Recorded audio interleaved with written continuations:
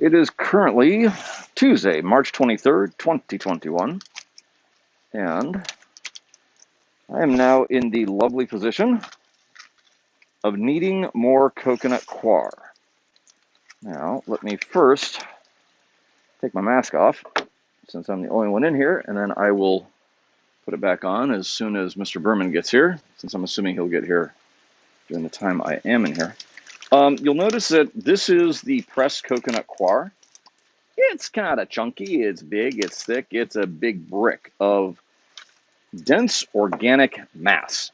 So it's like, wait, this is great. How do we get this into these? How do we get it into that? Well, that's basically a basic process. It isn't exactly too scientific at all.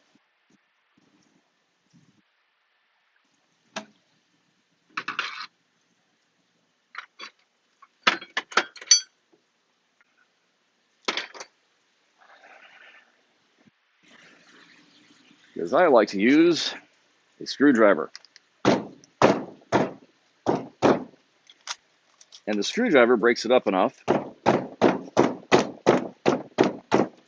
that you get in there, just break it up, and you break off chunks. And that's pretty much what the process is. It's not scientific at all, except for the fact that I'm boring in and breaking off chunks of this stuff at a time.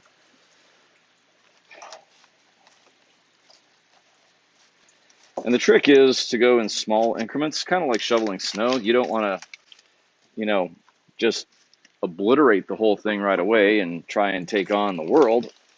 Instead, you just want to go incrementally.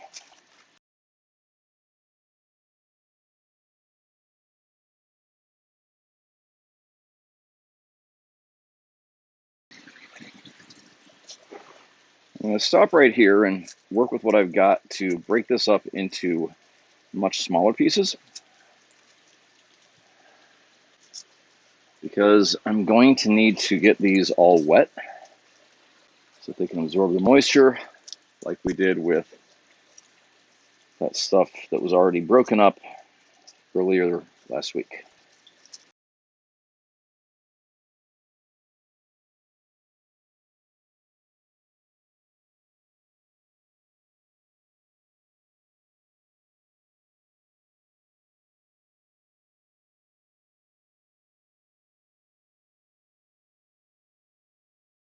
Okay, this is the point where my bread making experience comes in, and also pasta making. We're actually working with any kind of dough. The goal here at this point is to make sure that all of this coconut husk, all this coir, is hydrated. Now, I have mixed in, I don't know, 4 or 5 of these mugfuls of water, and it's definitely taken it on, and it's like swollen completely, so definitely the husk is absorbing the fiber. Now, what I'm going to do, however, is let it rest. Now, for those of you who are bakers, as in like baking bread, think of this actually like making pasta dough. You mix everything together, and you mix all your flour, you mix your eggs, you mix your water, and then you let it rest. And by resting, you're going to allow all of that water, through capillary action and through osmotic pressure, you're going to allow all that water to absorb evenly inside all the coir, so that when I come back in a few hours, or tomorrow, or whenever, I shouldn't have any dry spots. If anything, I'll have like the outside edge here will be a little drier than inside, but everything else should be nice and consistently damp and moist, so that I can put it in the baskets and I can plant my hard red wheat. Today is Tuesday, March 23rd, 2021. This raft was planted Wednesday, March 17th, so just about a week ago. And if you'll notice, we have our first shoots coming up. So these are seeds that were planted. These are einkorn. And in 1 week, we have, what, about an inch, inch and a half worth of growth. This will continue to climb as they're in this deep water raft environment, as they are in the nutrient-rich water, and they'll have the light on them as well. As I continue to remove more and more of the peppers that are in these rafts and replace them with hard red wheat and with einkorn. Einkorn's going to be on this side in this particular bed, and then the hard red wheat will be on the other side. But, you know, it's kind of cool. We have our first growth in a week. Yay! You gotta love agriculture sometimes. Today is March 23rd. It is Tuesday, and it's now about, I don't know, a couple hours later. Well, actually, it's 9:13 right now. So yes, it's a couple hours later than when I was in here earlier. A couple things you're going to see me do today, right now. This philodendron, I don't want to lose this plant. So I'm going to figure out a way that I can keep this one alive by actually transplanting this and the cup that it is in, which is this one. I'm going to put this in another raft in an empty spot because I'm going to need this whole raft. But I don't want to lose this plant. So that's the first thing. Let me turn the light off so that I don't look like I'm glowing. Perfect. And going to be doing something similar to what I did yesterday, where I'm going to be taking out the these particular cups and dumping the coir. And I'm going to show you why in particular. So first things first, the philodendron, which really looks great. It's actually close to like as ideal as it could be. In a perfect world, I would have these cascading all over this place, but the fire marshal might have a problem with that. So let's deal first with this, and I'm going to pop it up from the bottom. Be gentle with the roots because I don't want the roots to break. And see how long these roots are going? That's 12 inches right there, and a little more.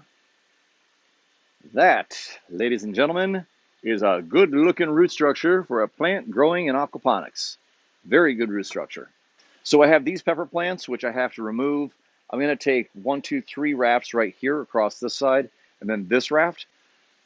This is planted, this is planted, this one over here is planted. So that will, in fact, give me 8 rafts of hard red wheat when I'm actually done. Now, you don't see it in this one, but you do see it in this. And if you'll notice, there's like a white crystalline substance on the top of this coir. You recall I said that this water was somewhat alkaline?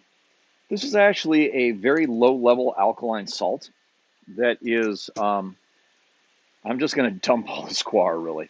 And the reason why I'm going to dump it all is because I want to get as much of this alkaline salt out as possible.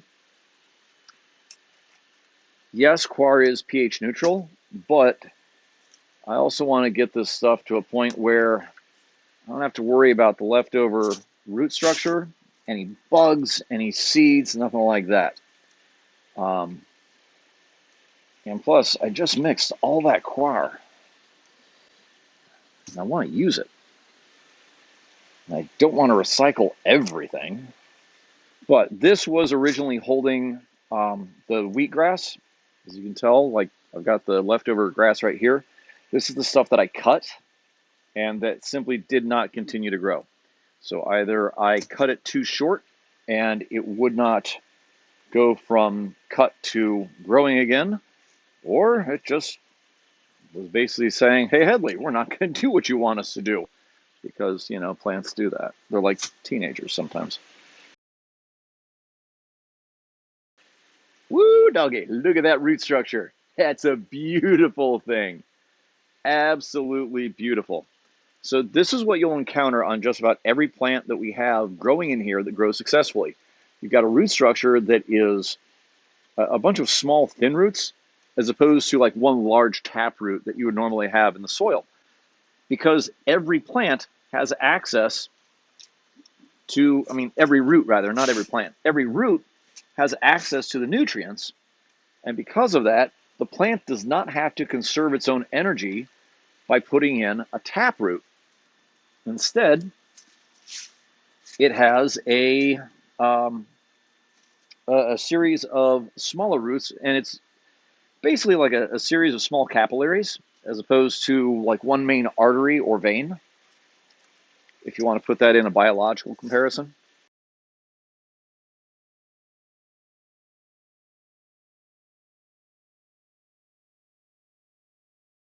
You'll notice that now this egg, this hive of coir here, is a little better defined. Fewer dry spots, it's more moist. So this is actually ready for packing and loading. So we should be in good shape here.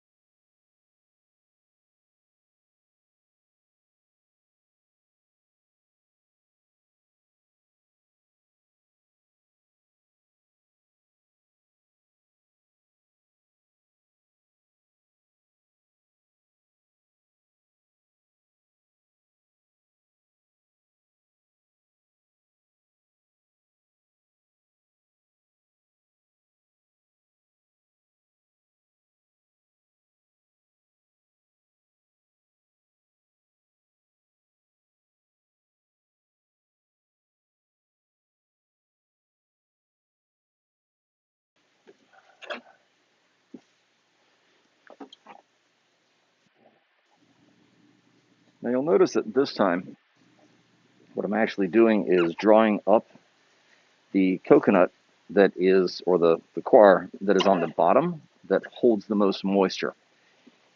In essence, this is upwelling, and upwelling is something that occurs in the Pacific Ocean, where I grew up. Yay! Um, but in the canyons in Monterey, where they have these phenomenally deep canyons right off the coast, when the warmer weather comes in from the Japanese currents and from the warmer currents, it hits the it hits the base of the canyons in the underwater canyons in the ocean, and it actually drives up the heat up into the colder portion and creates a really nice mini biome essentially.